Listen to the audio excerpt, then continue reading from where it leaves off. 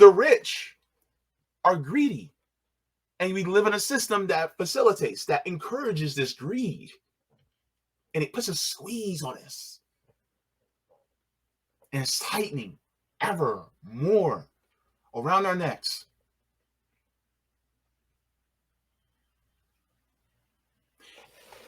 Let me ask you something. If somebody's choking you, do you just plead with them, please stop choking me? Or do you grab a brick and do what you need to do to get their hand from off your neck?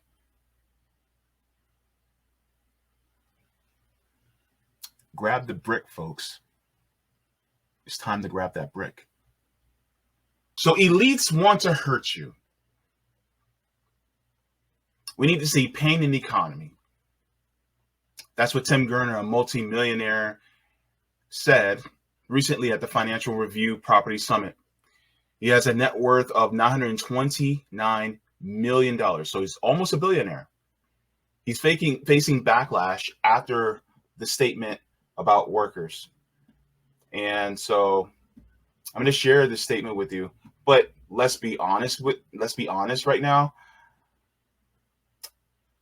This is a statement that a lot of us pretty much know that they really just, there's no secret regarding this. There's no secret that they actually feel this way.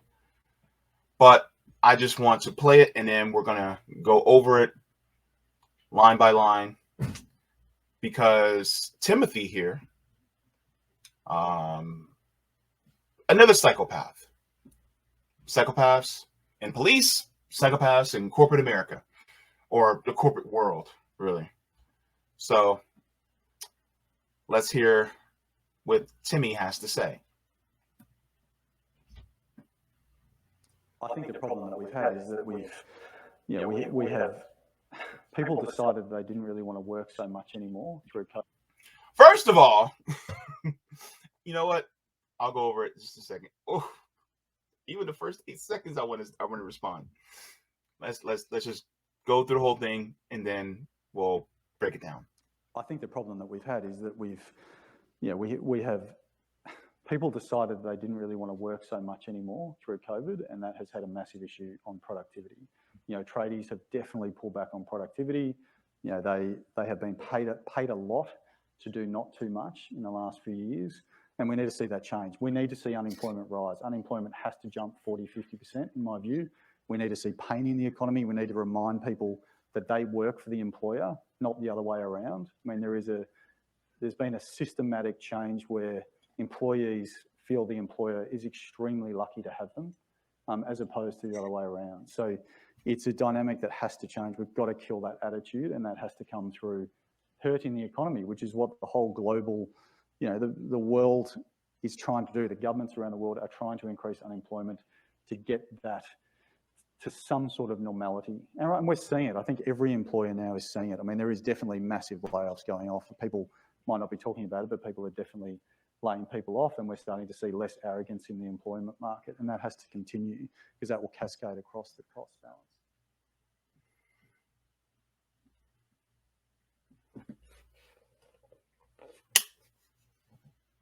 All right, let's get into it. So Timothy here is wrong on so many levels. And I want you guys to tell me in the chat why you think he's wrong, right? But I'm going to go line by line and go over why he's wrong, why he's incorrect, why just because you have $929 million does not make you smarter. Timothy, let's go over what Timothy says. So, first 8 seconds, he already messes up. Let's go. I think the problem that we've had is that we have people decided they didn't really want to work so much anymore through COVID. First of all, Timothy is conflating that I don't want to work anymore with not wanting to be exploited anymore, not wanting to get a crappy wage anymore, not wanting to be treated like dirt anymore. That's the problem. You corporate dictators all think that just because somebody doesn't want to be your slave, that somehow they don't want to work anymore. Can you imagine that the slave masters are going, they don't want to work anymore. Oh, my goodness. Can you imagine that? Did you know that they actually came up with a medical terminology for slaves that want to be freed?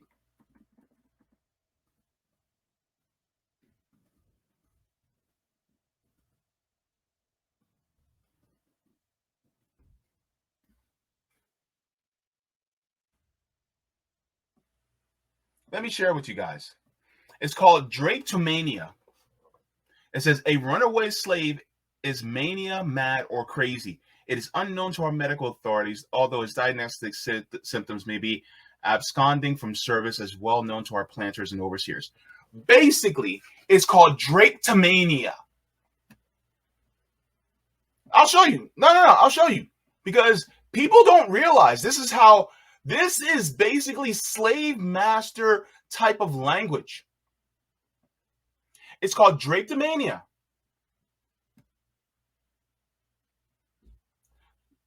This is from Jim Crow Museum. It says drapetomania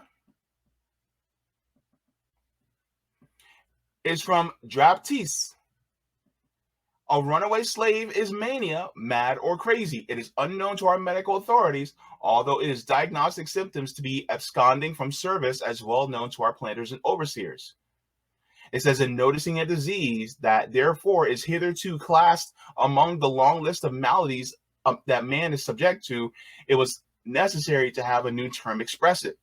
The cause in most cases induces the Negro to run away from service is as much a disease of the mind as any other species of mental alienation, and much more curable as a general rule. With the advantages of proper medical advice strictly followed, this troublesome practice that many Negroes have of running away can be almost entirely prevented, although the slaves are located on the borders of a free state within a stone's throw of abolitionists. So they said wanting to be free, not wanting to be exploited, is a medical condition. What is this dude saying? What is Timothy saying? Timothy's basically saying, well, no, they don't want to work anymore. We have to circumvent that. We have to cure that. He sounds like a slave master.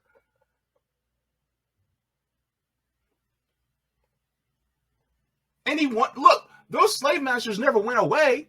They just turned the plantations into corporations. And then they not only had those corporations that were within our borders, they took those corporations or plantations outside of our borders and started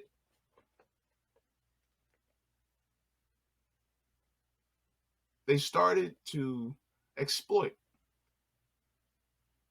the people outside of our borders. They started to put in chains the people in the global south. That's what they did. Slavery never ended. It just changed its name and expanded. Here you have a slave master right here, basically saying nobody wants to work anymore, when in reality it's nobody wants to be exploited anymore.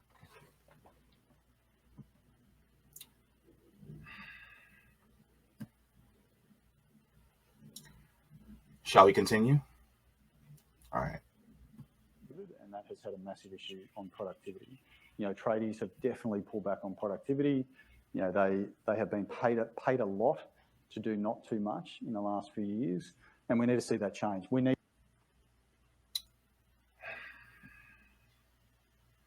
Wrong. He's wrong. According to the Economic Policy Institute, from 1979 to 2020, net productivity rose 61.8%, while the hourly pay of a typical worker grew far slower, increasing only 17.5% over 4 decades after adjusting for inflation. Meaning, workers aren't less productive, Timothy. Corporate dictators like you just got greedier.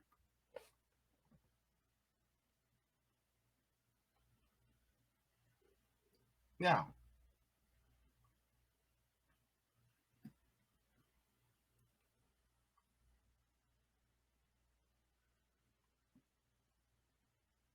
let's go and take a look at it.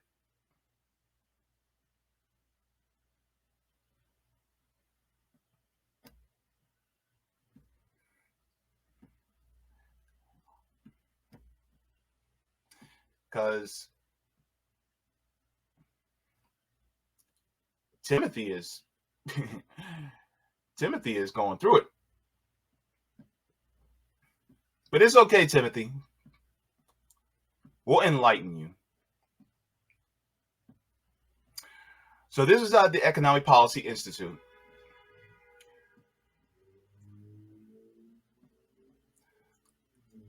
And it says, if the fruits of economic growth are not going to workers, where are they going? Let's take a read. It says the growing wedge between productivity and typical workers' pay is income is going everywhere but the paychecks of the bottom 80% of workers. If it didn't end up in paychecks of typical workers, where did all the income growth implied by the rising productivity go?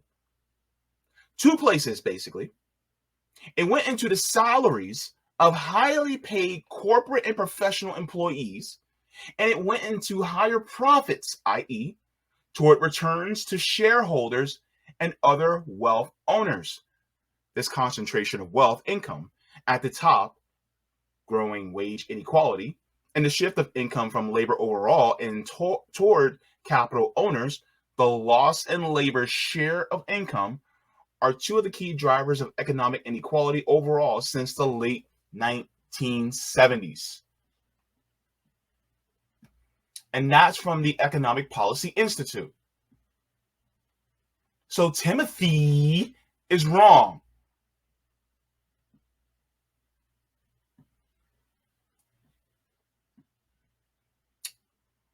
Some of these people may be educated, but they're fools, so they're educated fools.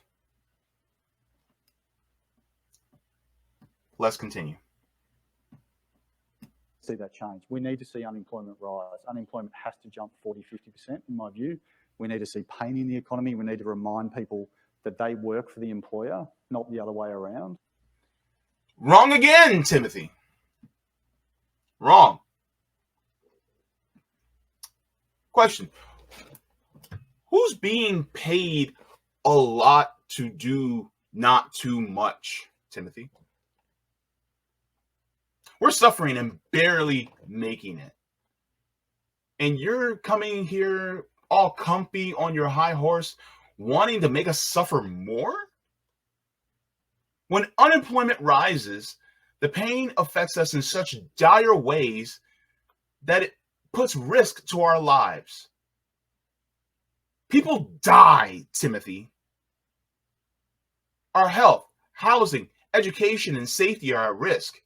And if you want to make our lives worse because of productivity,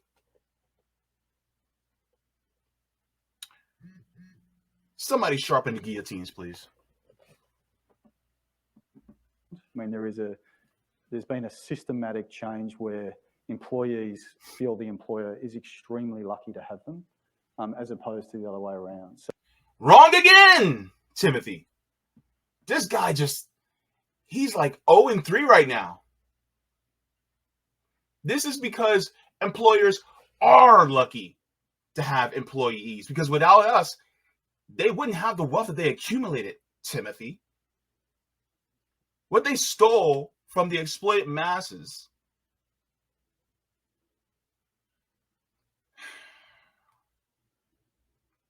in order for the corporate dictators to have that private property, they have to have the money or capital to buy it, which means many times they exploited others to get it. Once they have it, they exploit it, and they use it to exploit more workers, because they exploit the environment, they exploit the towns, cities, taxpayers, whoever, and then workers. And then as the workers create the wealth, the employers or corporate dictators keep the surplus for profit for themselves, instead of giving it back to the workers who actually created it. They created it through their labor. We as workers created the jobs and the need, not the corporate dictators. The corporate dictators can disappear forever and we'd still be good, not the other way around, Timothy. So it's a dynamic that has to change. We've got to kill that attitude, and that has to come through hurting the economy, which is what the whole global, the world is trying to do. The governments around the world are trying to increase unemployment to get that to some sort of normality. And we're seeing it. I think every employer now is seeing it. I mean, there is definitely massive layoffs going off. People might not be talking about it, but people are definitely laying people off, and we're starting to see less arrogance in the employment market, and that has to continue because that will cascade across the cost balance.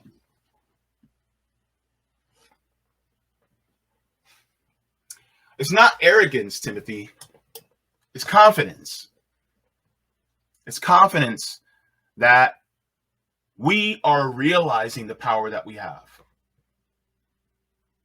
Timothy is scared. Why is Timothy scared? Because he does not want to lose that control that he has over you and me. He has that death grip around us. And what is that corporate death grip? That corporate death grip is basically, if you don't slave for me, you're going to suffer from not having healthcare, not having a home, not having food, not having an education, not having safety. They use poverty as the driving tool to force you to work for starvation wages and to be exploited. That's what it is. They want you and I to be under duress. And I went over the definition of duress many times on this channel.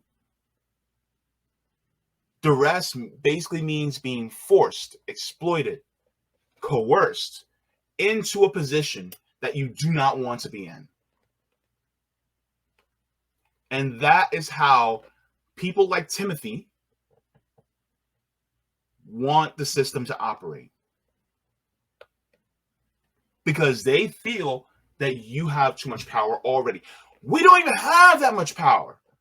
And any little inkling of it that we get, it's like, wow, you guys are getting too powerful.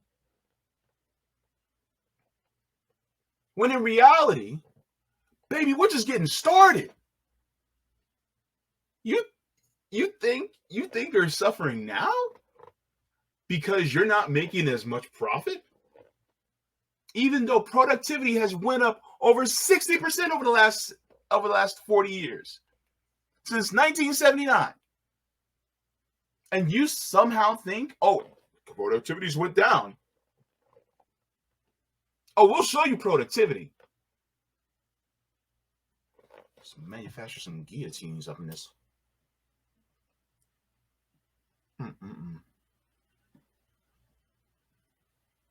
He got a lot of nerve. But it doesn't help when Paul Krugman basically is saying something along the lines that encourages these types of remarks from Timothy. So, who is Paul Krugman?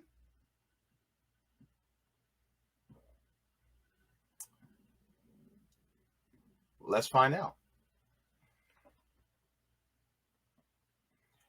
Paul Krugman is an economist, a Nobel Prize winning economist. And he's talking to CNN's Christian Amanpour. And he has a few things also to say. And for me, he really just doesn't get it. Which is the type of people that Timothy actually like. People like this. Let's go. The striking thing, if you look at it, it's not just, the economic data have been surreally good. I mean, even optimists are just stunned by how quickly and how painlessly inflation has come down. We're, no hint of a recession, at least so far. Never know, but no, so far, inflation not too far from the target of 2% and under 3% by most measures, and all of that just achieved painlessly. So this is great. This is a Goldilocks economy. For who? For who? A Goldilocks economy? Wait. Hold on. I gotta wet my whistle for this one because this man is really chapping my ass right now. Paul, for who? He says people are hurting.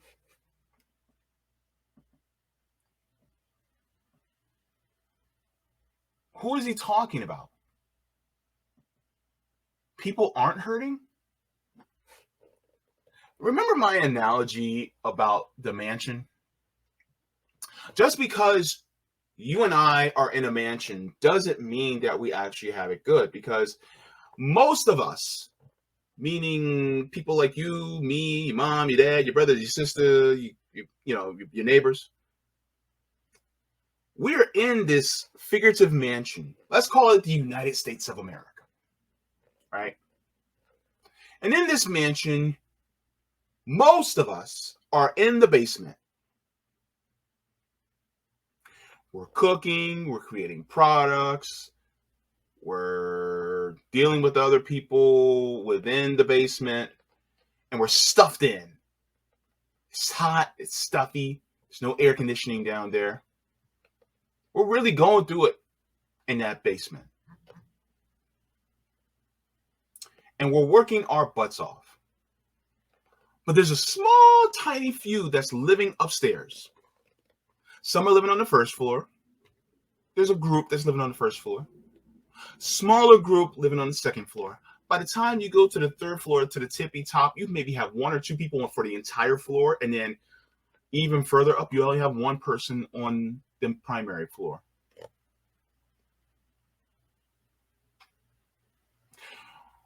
What Paul is looking at is the people on the first and second floor. They're doing a little bit better. They're cool. They're fine. But he has yet to look at or talk to anybody in the basement. So he's like, everything's going good here on the first floor.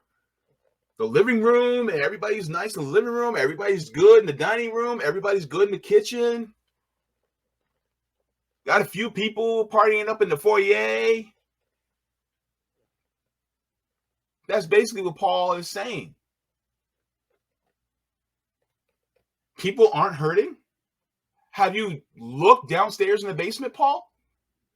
At the rest of us? At the majority of us? I don't think he has. People say it's a terrible economy. But what's really odd is that people don't behave as if it's a terrible economy. What? People say it's a terrible economy, but people don't behave like it's a terrible economy. That depends on who you talk to. Come to the hood and see how we behave in this economy. For us, it's terrible and always has been terrible, Paul. He said, here's the thing. Nobody is surveying people like me or many of us who have been suffering. If you can afford a landline, I'm going to hedge my bets and say you don't actually suffer. Most of the people who are being surveyed are boomers with landlines who are doing okay financially, but not us. So who are you talking to? Who got your ear, Paul? Because it sure as hell ain't me, and it sure as hell ain't the people that's watching this stream. If it were us, then you would realize, you would know that for us, it is horrible. It's been horrible. And the thing is that it's not horrible depending on who's president. It's been horrible for years. And it's been growing.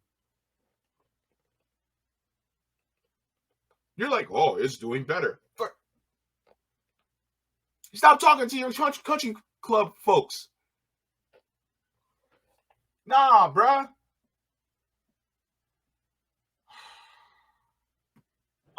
We can talk about surveys, in which people seem to be relatively happy with their own financial situation, or we can just look at behavior. People are out there with a lot discretionary consumer spending, travel, hotels, restaurants, all of that is booming. So people are acting as if they're in good shape financially, and yet they say, wow, this is a disastrous economy. Somebody must be disastrous for somebody, but not for me. And, we don't really understand why this is happening. But and I can come up with multiple stories, but it is, I think, important to point out that there's a really profound and peculiar disconnect going on. I'm going to ask you what the impact of that might be. But first, I just want to, reiterate your point by using a graph that's just published in the Wall Street Journal, which is not necessarily a liberal progressive rag, is it? I mean, it's the, the Bible of the financial world, mostly slightly conservative tilting. And the Wall Street Journal's graph is very interesting, with a breakdown by party of how voters rate the strength of the U.S. economy. And you can see after a dip where there was that, 2020 hard time or whatever it was, there's a dip there between 2022 and 2023, but now it's going up amongst both Democrats and independents. Christian, average working people do not read the Wall Street Journal. We're not reading the Wall Street Journal. We're not being polled by the Wall Street Journal. What the hell are you talking about?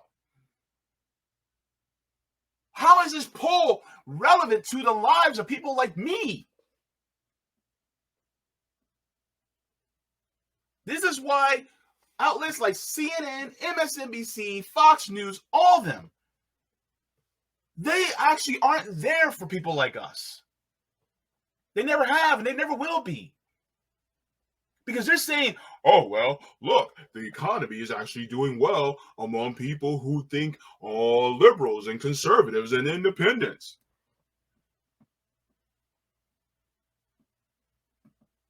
Here's something that a lot of people aren't thinking about. And I don't think Christian Amanpour is thinking about. This graph is just a gauge of upper middle and affluent class people's feelings who are Republican, Democrat, and independents. This isn't based on class dynamics. This is based on partisanship. This is a partisan poll. Of course, it's going to look more favorable to them. They're not hurting. Golly. Jeez, these people. Steadily up, but not. It's flatlined. Really, it's just been flatlined amongst the Republican and those leaning Republican. So do you think this is all about narrative and politics, or is it really that certain parts of the population feel, economically deprived rather than others? Okay, I don't think that there are people, there are people who are hurting, but they tend not to be it's not what the polls are capturing. We've just seen a big. The polls aren't capturing it. He said the polls aren't capturing it. They're not polling us, Paul. This doesn't fit into your narrative. If you take what Paul Krugman is saying and what Timothy Gurner is saying, then you're more likely to not see it as bad of a statement because you're looking at it as lower on the pay scale economically. This makes what people look at Timothy as saying is it's like getting a quick shot in the arm or a blood draw. Lower on the pain scale, but not enough to really hurt them. When in reality, this is like a car wreck with a trauma to your extremities, right? You have extreme pain and it's life-threatening. Paul and Timothy don't get it. This is why the most disenfranchised people need to lead the movements instead of out-of-touch people like Paul and Timothy.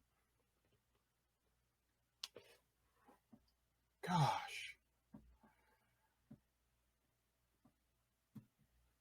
Jump in child poverty because some of the pandemic aid programs have been withdrawn. But that's not, that's real suffering, but that's not. Wait.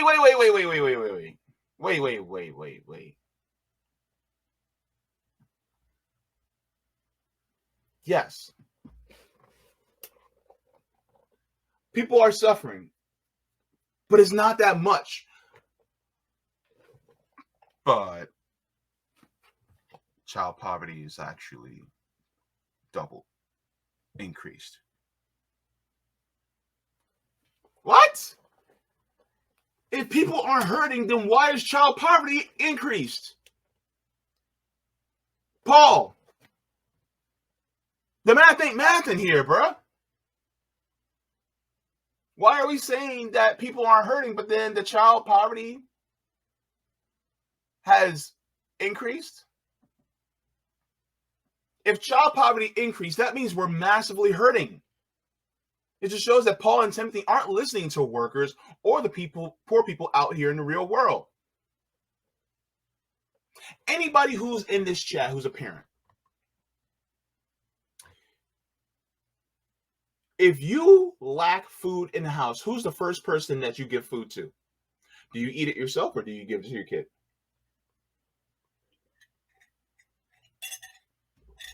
Who gets priority in a parent's life? The kid. The kid gets priority. So if your kid is getting priority and they're experiencing poverty,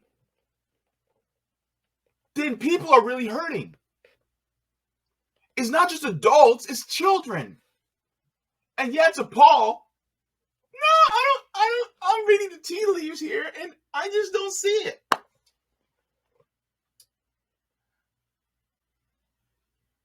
Look, stop looking at artificial leaves and look at the real ones, Paul. Good Lord, man. But you're not paid for that. You're not paid for that, Paul. You're not paid to actually look at the real world. You're paid to consult and look at the PMC world and how they're doing. You're looking at how the rich and affluent people are feeling. And this is just to stroke their conscience and say, oh, no, you guys are doing okay. You guys can continue to exploit the workers at the same pace. In fact, they can actually hurt a little bit more. You can do that. You can hurt them a little bit more. It's okay. They can take it.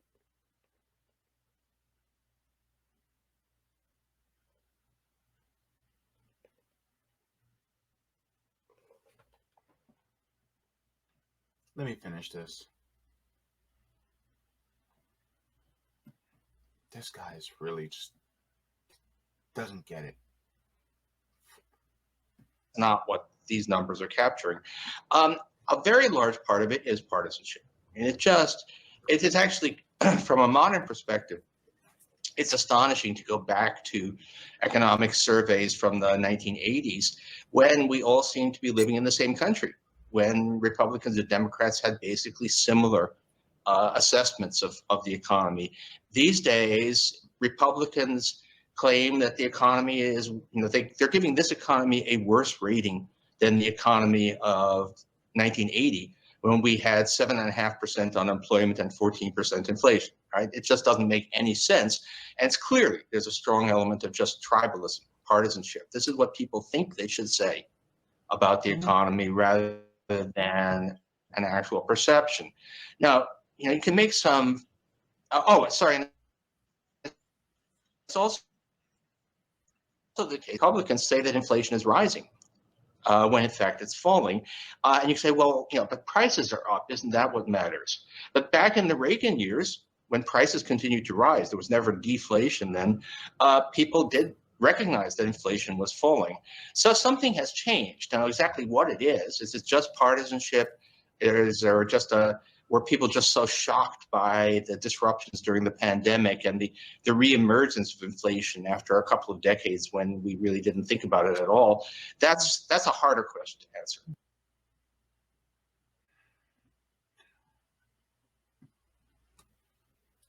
Basically, here's what Paul is saying. You're not hurting, you're just tribalist. That's all. Don't believe your bank account on the phone app. The real number is just fictional. That red number, it's just your tribalism that's making you go under in your bank account. That's all it really is. Don't believe what your eyes are seeing. The reality is that PMCs like Paul surround himself with people in a similar class. So he's not going to hear what we feel on a regular basis.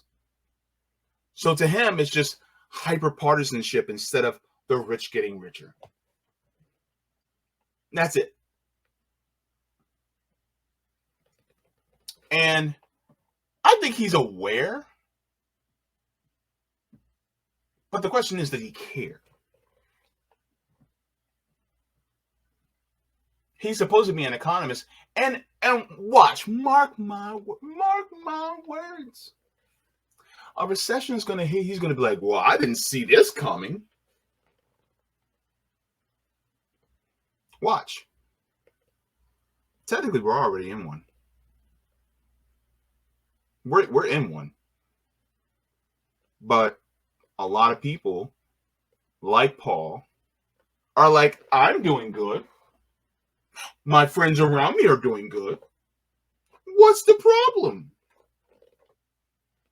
We're polling PMCs, we're polling professionals, when in reality, most of us aren't doing well at all. Interestingly,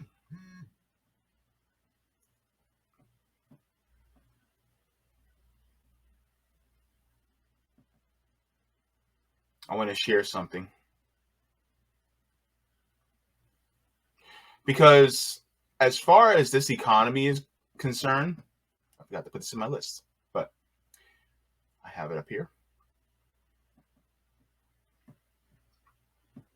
This is out of Market Watch. It says the number of people with multiple jobs hits the highest level since the start of the pandemic.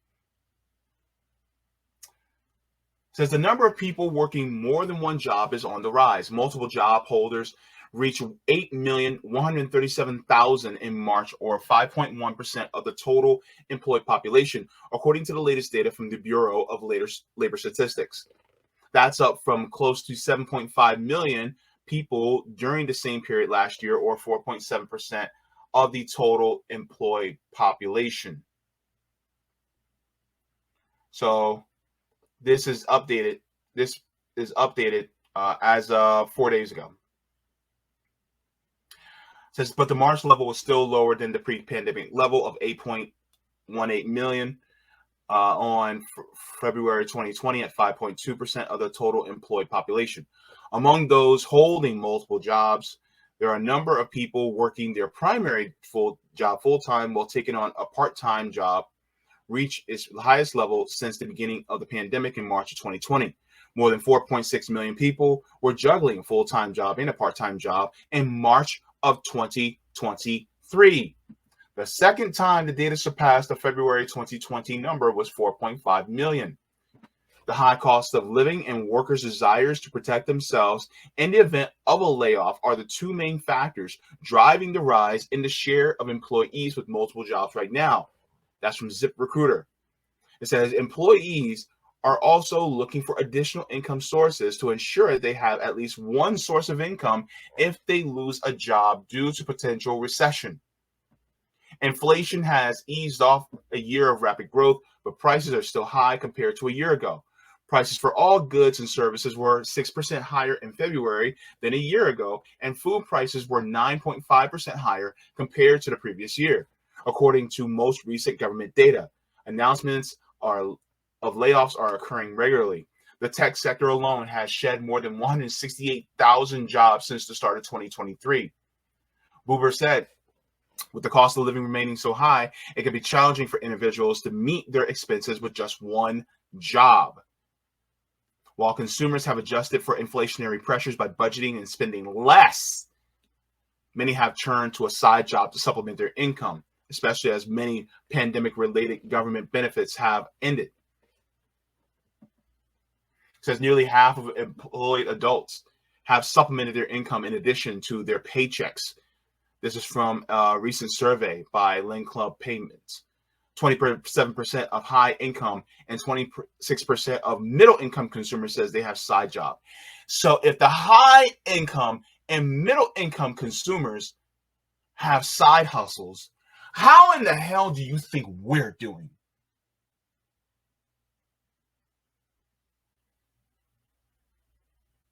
How do you think we're doing? Paul, Timothy?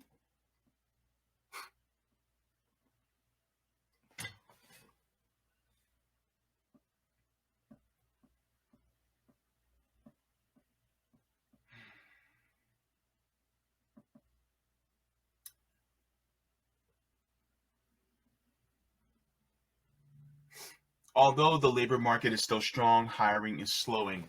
The economy added 236,000 jobs in March, and the unemployment rate edged down from 3.6% the previous month to 3.5%. The gains are lower than the revised 326,000 gain in January and 472,000 in February, but still higher than the Federal Reserve's hope for a slowdown in hiring.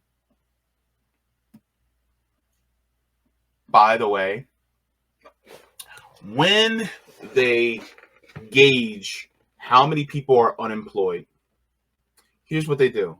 They account for people that have been unemployed for 6 months, right? After that, they stop counting you. They don't count you anymore. So if they're no longer counting you and you've been unemployed for a long time, then really the real unemployment rate is typically higher. And then on top of that, just because you got a job doesn't mean that they're going to count your second job as the same person. They're counting the jobs, not the people. So thousands upon thousands of people got a second job. And they're saying, oh, those thousands of people, those are all brand new jobs for all brand new people. No, they're not. There are a lot of people that actually had to pick up another job or a gig, because we live in a gig economy, just so that they can survive.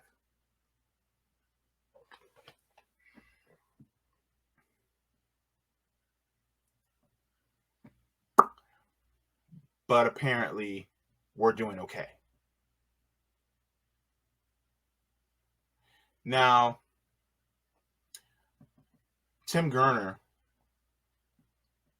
allegedly, I'm going to say allegedly because I don't really believe him, but he actually apologized. But there's a point that I want to make here. Let's just share this article and then we'll talk about my thoughts regarding this. It says Tim Gurner apologized over a call for more unemployment to fix worker attitudes. Oh, that's small. That's tiny.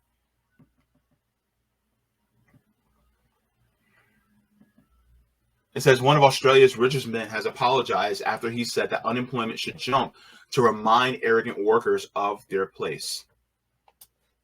We need to see pain in the economy, Tim Gurner had said. But Mr. Gurner said later that he deeply regretted the comments, which sparked global backlash. No shit, Sherlock. Of course it sparked global backlash. Because you basically told us what you really thought.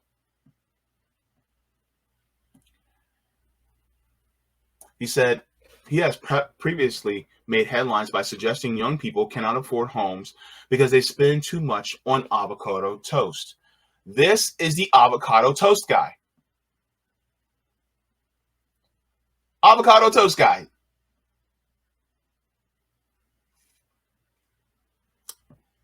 Let's continue. It says video of his comments have gone viral, attracting over 23 million views and strong criticism online. Speaking during the property summit this week, the 41-year-old said that the COVID-19 pandemic has changed employees' attitudes and work ethics for the course of singling out builders as an example. I'm going to make this abundantly clear. When people talk about, oh my God, these boomers, they're tearing things apart. This is not a boomer. This is a millennial. This dude is only 2 years older than me. That's it. He's a millennial. The oldest millennials are 43. He's 41. So when people talk about, oh, well, millennials, we are doing that well regardless of class, that is true on a macro level. But if you're a millennial and you're part of that 1% or that very small group of corporate dictators, you're going to look out for your class no matter what age they are. And so it's the same thing. And the worst part is, these millennial corporate dictators are actually going to be wealthier than their predecessors. While we millennials that are workers and the poor and the regular people, we're actually going to be worse off than our parents. Because the gap is widening. That's the way it goes.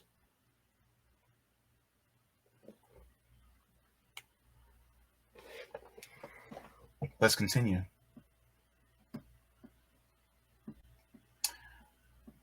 Says the gym owner turned real estate mogul claimed that the shift is hitting productivity in the sector, which combined with tougher regulations is fueling Australia's housing shortage.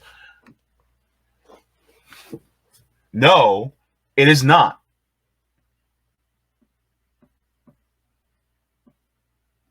There is not a housing shortage, at least here in the United States. There is a hoarding that's going on. A hoarding of property, a hoarding of housing that is making it so that we at all cannot afford housing, and you're putting a barrier between it. Remember what I talked about last week in New York? Landlords are just not renting, which is causing a housing crisis in New York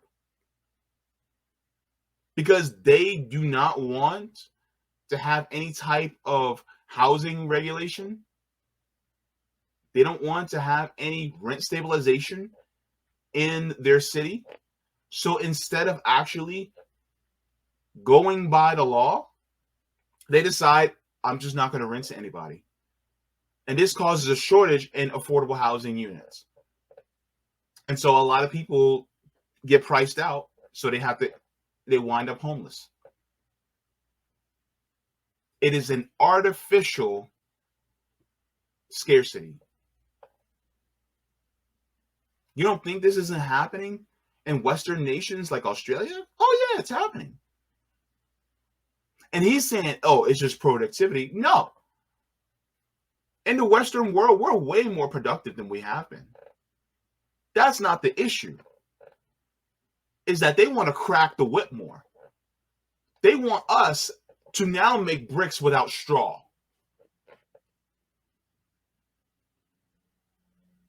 Get the reference there? That's what's happening.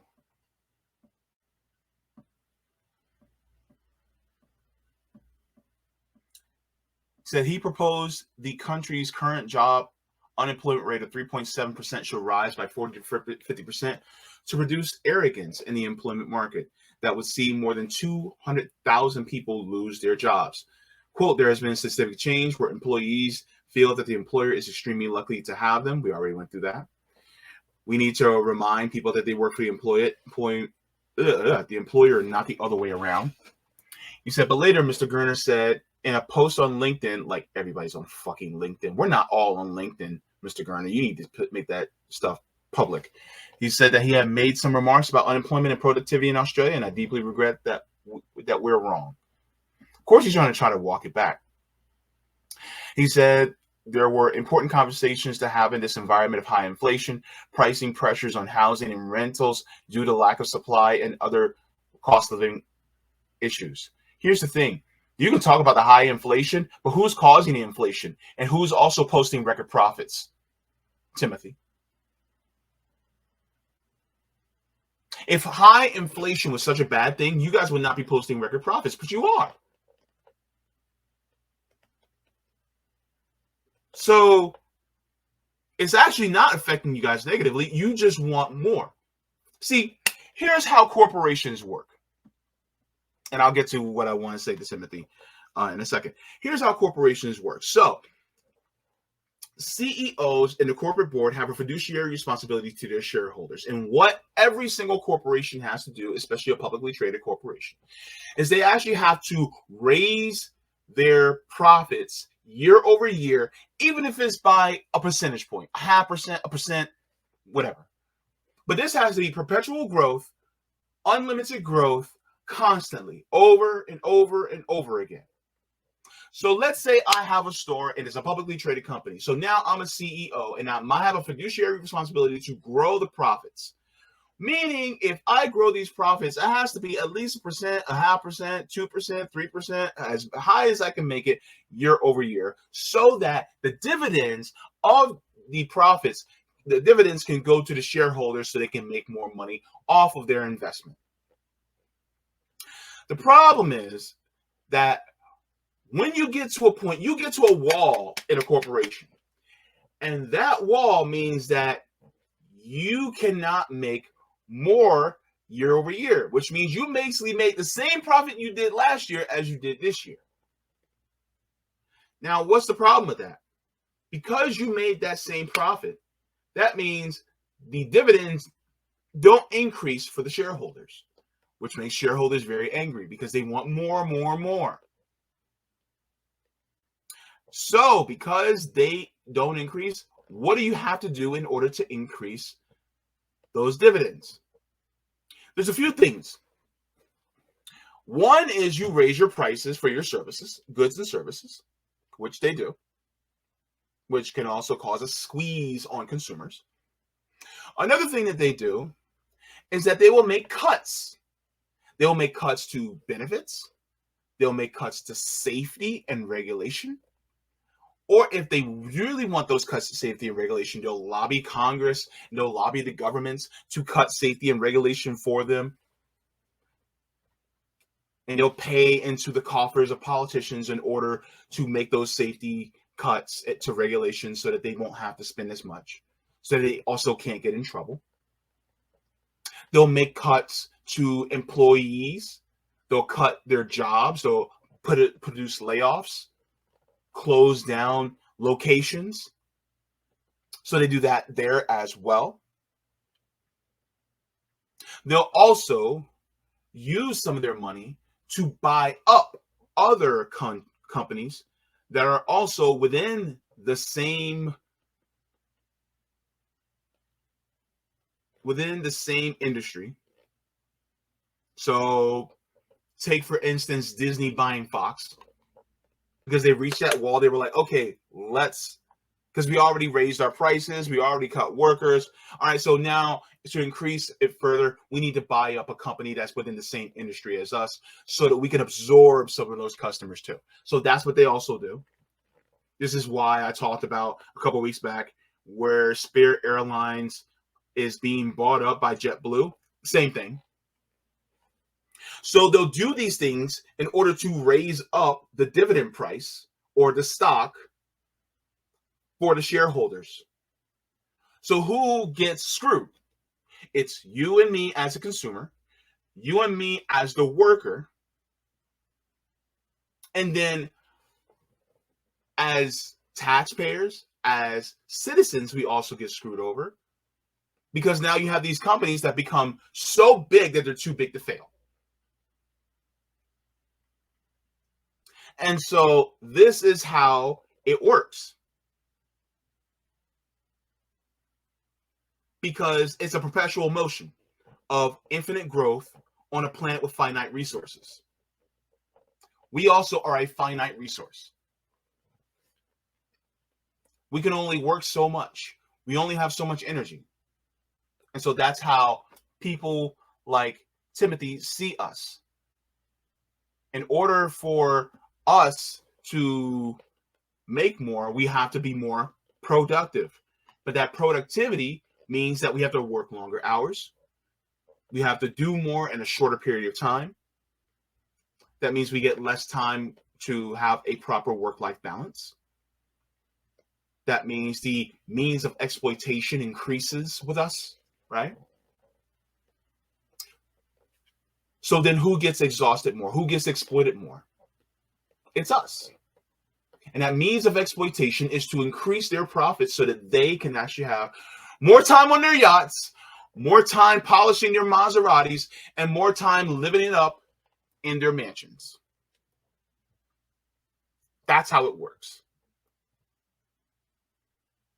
And so when somebody like Timothy is saying, well, we just need to increase productivity, in reality, what he's saying is that they just want more, and you need to have less. But this is what drives the inflation, or as I like to call, global price gouging. Because that inflation isn't because there's a need to increase prices, a need to cut workers, or a need to cut expenses like workers, or to cut expenses that are operations wise. It's because the shareholders are greedy, rich people. That's what it is. That's what's driving the inflation. This is why you can't afford to even make an omelet anymore. This is why, hell, the price of ramen noodles done went up. This is why you can't eat. It's becoming more expensive to be poor. This is why your rent went up. This is why it takes more money for you to get childcare. Because the rich are greedy. And we live in a system that facilitates, that encourages this greed. And it puts a squeeze on us. And it's tightening ever more around our necks.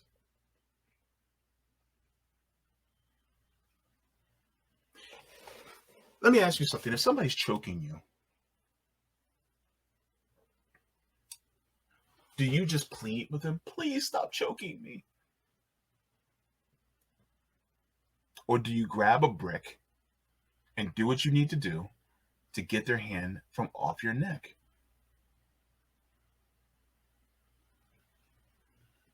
Grab the brick, folks. It's time to grab that brick. You see, what Timothy said, when they say things like this is actually how the initial remarks is how he actually felt. There's no use in walking this back, Timothy.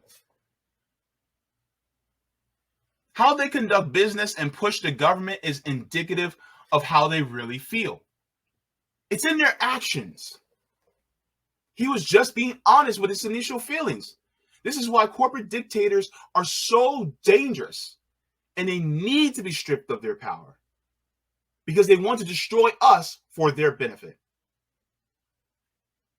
Y'all know how I feel about corporate dictators on this channel. All y'all know.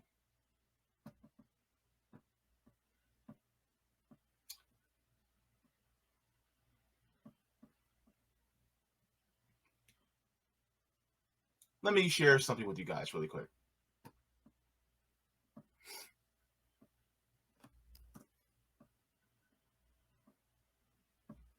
Because people like Timothy don't really regard this. To them, we're doing too good. But in reality, this is from News 13. This is locally. And I want to show you guys this because this really shows the reality of what we all are going through. It says homeless population increases in downtown Orlando, my city. This was back in May. It says experts say that there is a reason you might notice more homeless people on and around streets downtown. It says according to the Homeless Service Network, the homeless population increased 5% from last year across Central Florida. Marth Are, CEO of Orlando's Homeless Service Network, says unsheltered homelessness is up 38% from last year. Quote, those people did not change, the housing market changed. That's what went up. It's not us. We aren't the problem, Timothy. We aren't the problem, Paul. It's the housing market. And the housing market went up because you and your greedy asses have decided that we want more dividends. We want higher dividends. And so you guys raise the prices of everything. And when you raise the prices of everything, then what goes up? Food, water, housing, utilities, education, it all goes up. But you guys did not bother to increase the pay, the wages for our labor. So while we stayed down here, you guys decided to raise everything up on your end. And now the housing disparity, tick, tick, tick, tick, tick, tick, tick, tick, tick. That's how it went. So now we're way down here and you're way up there and you're still demanding more.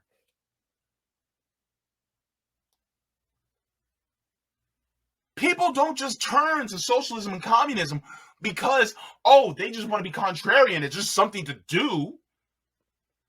They turn to it because they realize the system that you benefit from, that you're perpetuating, it makes our lives more horrible.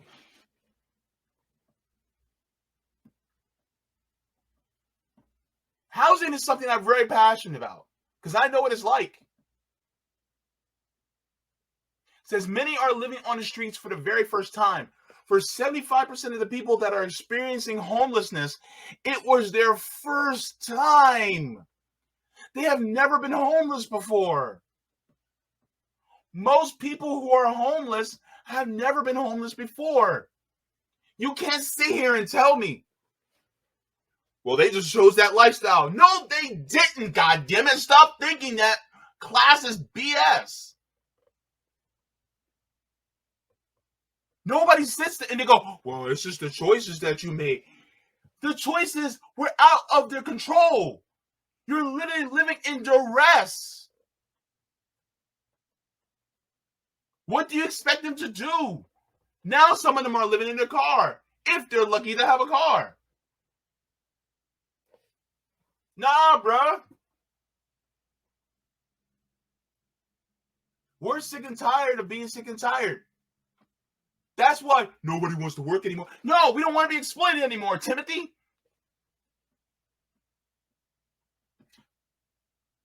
She says the number one reason for increase in homelessness is due to rapidly increasing rents. The rent's too damn high. She continues, she says that's why they're outside, sleeping in places not meant for human habitation. In Orlando, it says the median price for a rental in Central Florida is over $1,700 a month. any wonder reason why I got a GoFundMe on my Twitter page just so I can afford rent? I got a 71-year-old mother that's trying to go back to work because we're suffering, we're struggling.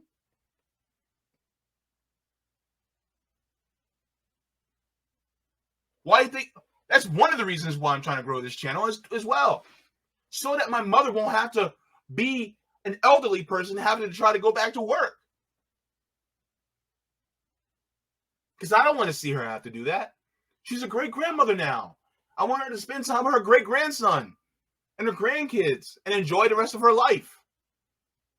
But she can't because we're struggling. Yes, me on this channel in front of your screen, I'm struggling too. I don't have it good like Crystal and Kyle. I don't have it good like Sam and Emma. I don't have it good like them. I'm not rich like they are. You guys can go on my Patreon and see how much I get per month. I ain't hiding nothing. The problem is that you got people who think, oh, well, we just need to, go by the margins and tweak things here and there. Biden is doing great. This economy is good. No, it's not, bruh. People need to wake the hell up.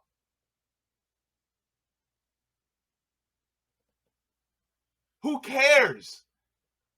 Who cares what the GDP is? I'm concerned about what's inside my wallet. On top of it all, people like myself who get disability benefits don't get enough to live on. How many people who are disabled that you know that are actually living good? We're living in poverty. Check on your disabled friends. We're not okay. We haven't been okay for a long time. Check on some of your elderly friends because they're not okay either.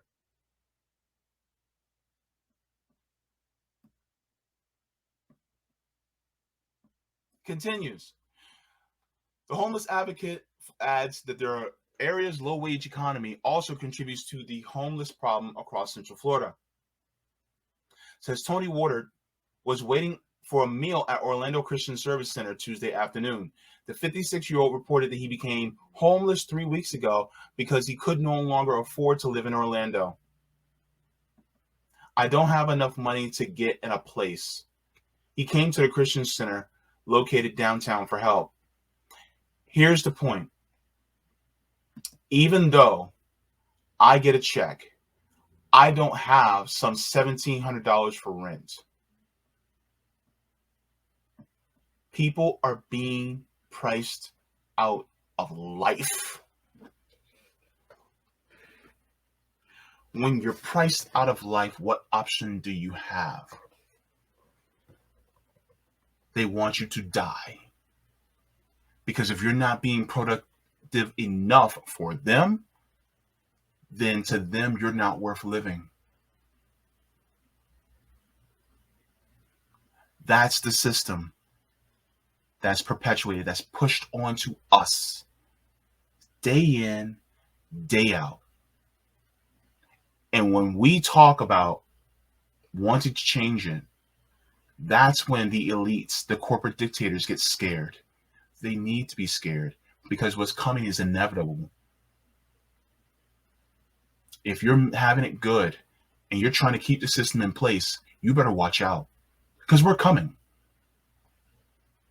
You're no longer going to have that exploited wealth that you stole from us. It's getting taken back. Your billionaire status will be dissolved because we're sick and tired of being sick and tired.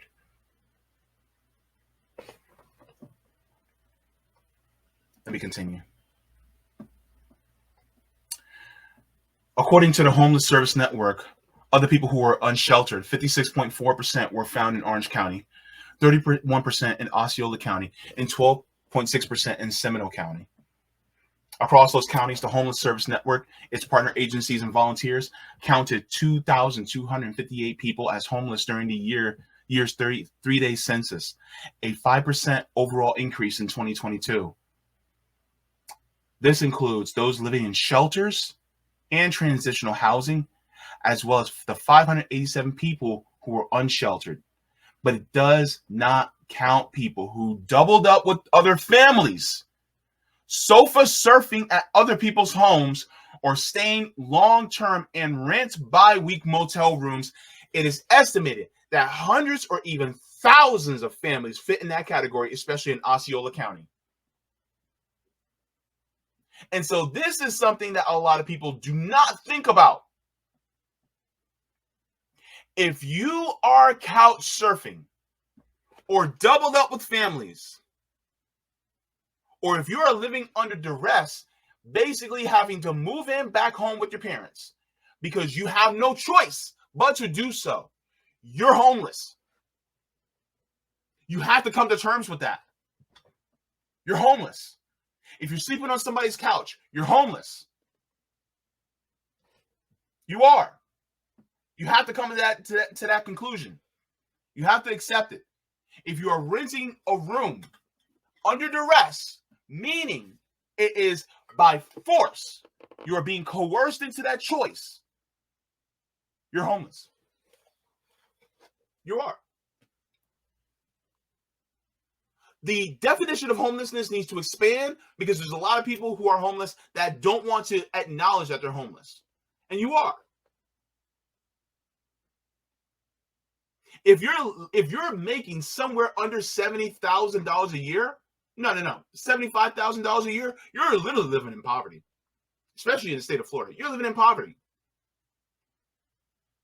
Why? Because you need to make above $35 an hour just to live and afford a 2-bedroom apartment in Florida. You're in poverty because if you can't afford to live in the average place, then what do? You're impoverished.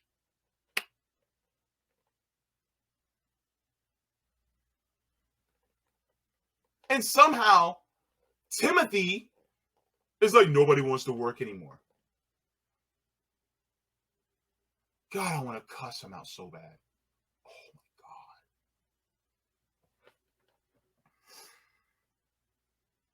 So that's the reality that people like Timothy and Paul do not see, do not want to see, and are not trying to see. And so when he tries to walk it back, what's going on? He's basically trying to say, well, I didn't mean it. I was drunk. A drunk person speaks a sober mind. He's drunk with power. He just told you exactly what he thought.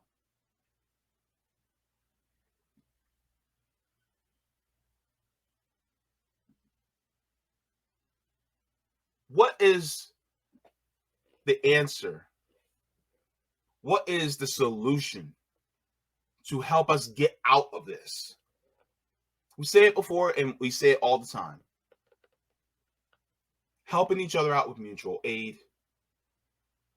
Unionizing not just your workplace, but also the tenants and maybe your building. Pushing for ballot initiatives that can help out, that can ease the pain of those of us who are working and poor. Pushing for worker co-ops if you can within your workplace, or if you can come together with your workers. You can even do that through ballot initiatives to try to push for more worker co-ops. But that's the point, right?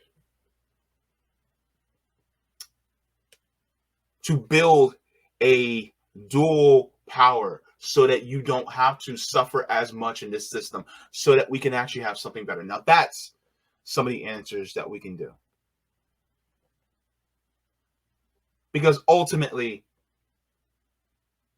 people like Timothy and Paul, they're in la la land. But they're going to be in for a rude awakening. Because once the working people are done, and we're just about there, it's over for them. Once the people in the basement, the proverbial basement, are sick and tired of being in that basement, we're coming up the stairs, we're knocking the door down. and we're going to share the mansion collectively. Nobody's going to have stock over one room or another. We're going to share.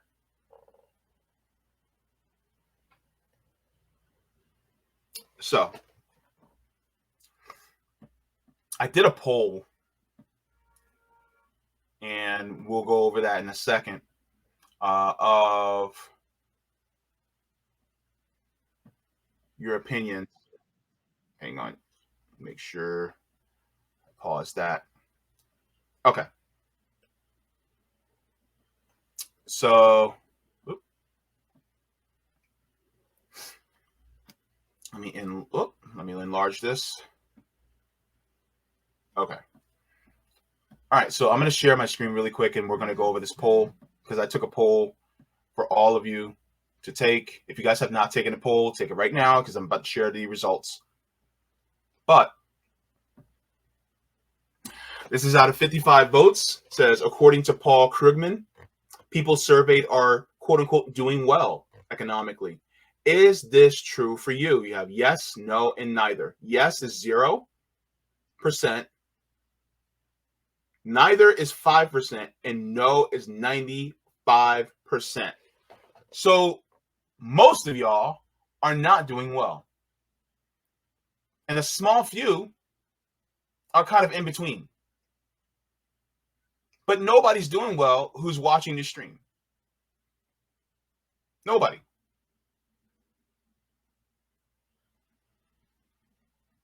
And so for people to say, oh, well, everybody's just doing well, because that's not how they're behaving. No, it's not.